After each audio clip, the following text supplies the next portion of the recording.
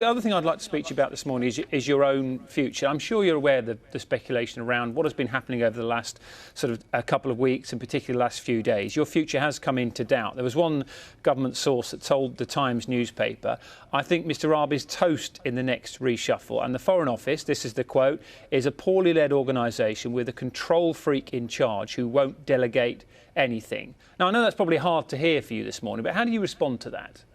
It's just ridiculous. I mean, anyone taking time out during the evacuation, the crisis that we've been dealing with, to go and brief anonymously newspapers with a totally inaccurate, skewed set of reporting, I'm afraid lacks any credibility and is probably engaged in buck passing themselves. What I can tell you is, from April right the way through to the evacuation, we've done everything we can to stand up an excellent emergency response team in the King Charles Street in the SCDO.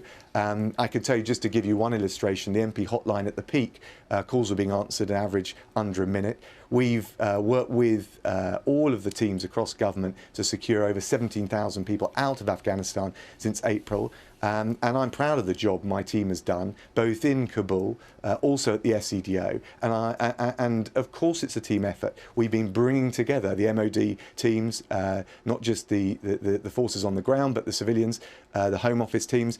And there's been a great job done. I think history will judge 17,000 people given safe passage is without precedent.